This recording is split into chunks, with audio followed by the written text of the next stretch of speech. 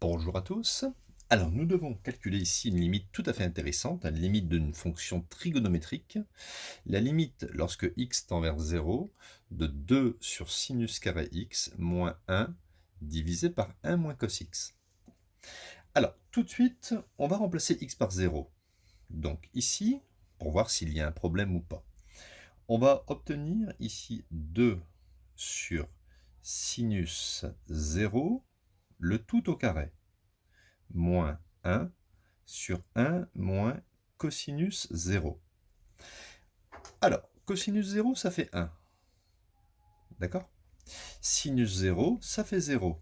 0 au carré, ça fait 0. Donc, vous voyez, on va avoir une structure ici. On va avoir 2 divisé par 0 au carré. 2 divisé par 0, moins 1 sur 1 moins 1, 0. Ça ne marche pas du tout. C'est une belle forme indéterminée. On ne peut pas conclure. 2 sur 0 et 1 sur 0, là, ce sont deux formes indéterminées.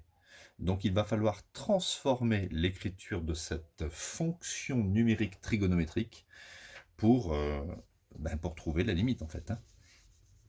Alors il va falloir utiliser quelques astuces, c'est pas toujours évident.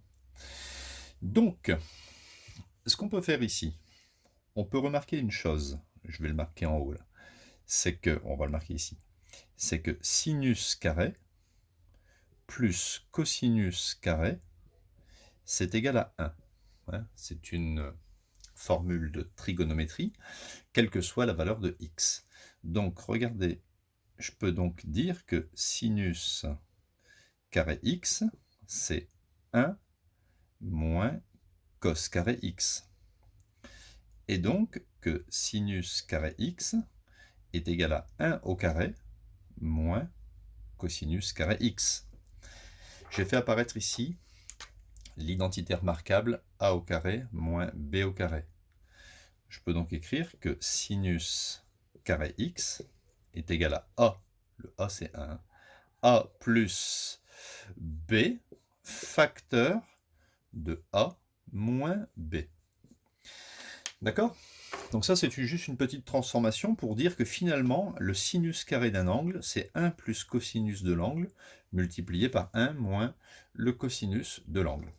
Alors je vais mettre ici au même dénominateur, ici 1 moins cos x, je vais le multiplier par 1 plus cos x, au dénominateur bien sûr et au numérateur. Je mets bien des parenthèses. On continue le calcul. On va donc obtenir une certaine... On va transformer en fait l'écriture.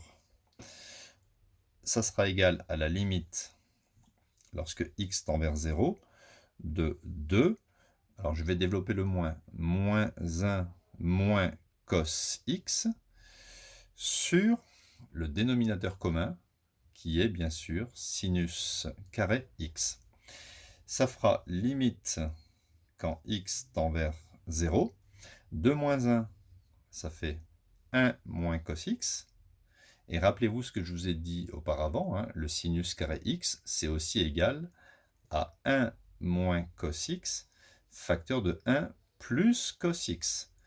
À ce moment-là, on peut supprimer, regardez ici, 1 moins cos x, 1 moins cos x, sans oublier qu'au-dessus, il reste 1.